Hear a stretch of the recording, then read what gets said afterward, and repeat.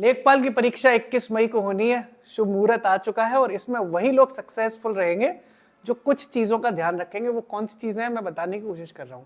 पहली चीज तो यह है कि जिनका मन स्थिर रहेगा, जिनका मन भटकेगा नहीं, अलग अलग कंटेंट में वो अपने आप को टेंशन में नहीं लाएंगे, वो लोग इसमें सक्सेसफुल रहेंगे।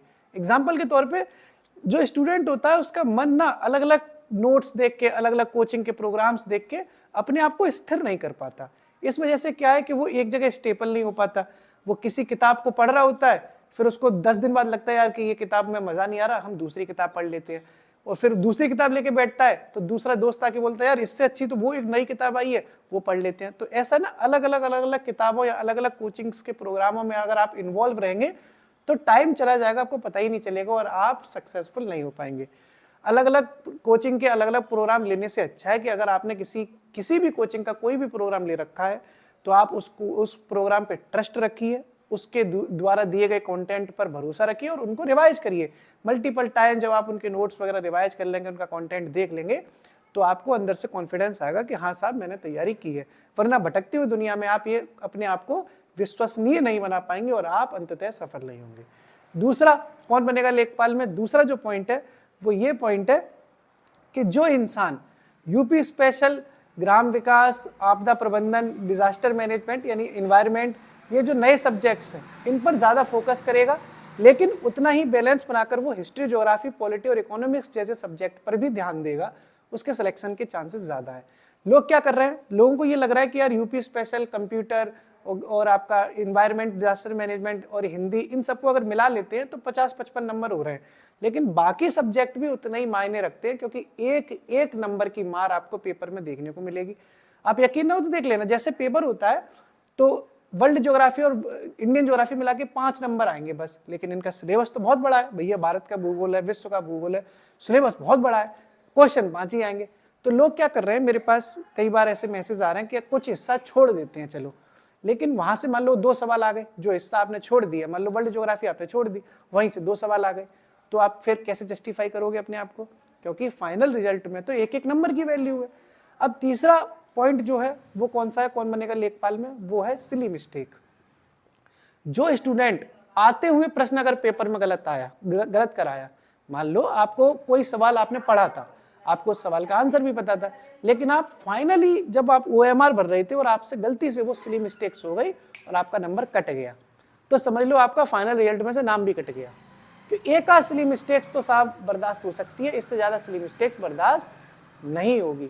तो सिली मिस्टेक्स को बहुत बिल्कुल एकदम जीरो पे लेके आना है। आप ज्यादा से ज्यादा प्रैक्टिस करो और जो ज्यादा से ज्यादा प्रैक्टिस कर लेगा उसका लेखपाल में 100% सिलेक्शन होगा।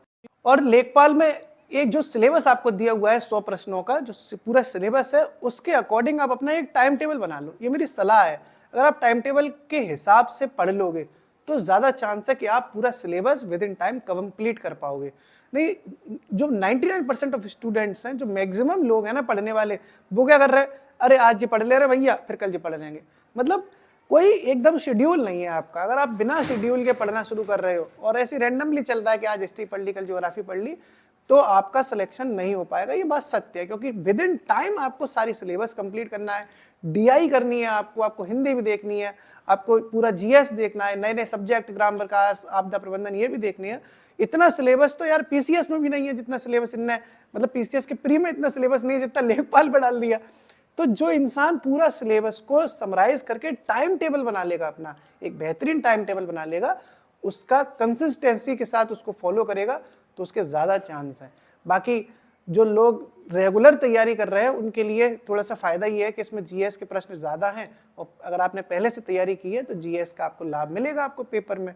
मेरा आपसे दोस्तों यही सलाह है कि जो बातें मैंने बताई आप उनको अगर फॉलो करेंगे तो आपको कुछ फायदा जरूर मिलेगा। मैं बार बार आपसे कह रहा हूं कि भटकना मत। टेलीग्राम और यूट्यूब की दुनिया लगातार एक्टिव रहती है। जब भी कोई एग्जाम आता है, जैसे ही पेपर करीब आएगा, फिर 4-4 घंटे की वीडियोस आएंगी मैराथन की, और जो भी प्रोग्राम के चलते हैं, तो आप उनमें लग जाते हो, आप अपना पुराना रिवीजन नहीं करते हो। ये सारी गलतियां मत करना, अपने ऊपर भरोसा रखना, टेस्ट वेस्ट लगाओ। हाँ, एक चीज और, टेस्ट लगाने से ये कहूंगा कि अगर आप टेस्ट सीरीज लगा रहे हो तो उन टेस्टों को रिवाइज करना। लोग क्या कर रहे हैं, टेस्ट दे लिया, बढ़िया है साहब, फिर अगला टेस्ट दे लिया, बढ़िया है साहब, पुराना टेस्ट रिवीजन ही नहीं कर रहे। अगर आप अपना पुराना टेस्ट रिवीजन नहीं करोगे तो आपके टेस्ट देने का कोई मतलब नहीं है। एक टेस्ट को देने के बाद उसे 3-3 बार रिवाइज करो, क्योंकि अगर उस टेस्ट में से आपकी जो सिली मिस्टेक्स हुई हैं वो खत्म हो जाएंगी। इसके अलावा आपको जो नया सीखने को मिला वो आप पेपर में आपके काम आएगा। ये 4-5 पॉइंट मैंने दोस्तों बताया, इसको फॉलो करोगे, हो सकता है आपको, हो नहीं सकता, मैं सच बात बता रहा हूँ, आपको बहुत फायदा मिलेगा। लेखपाल की परीक्षा 21 मई की है, इसको टारगेट बना के एक टाइम टेबल बना लो, एकदम बढ़िया तरीके से पढ़ाई करो, हम भी बहुत कुछ करेंगे। शुक्रिया।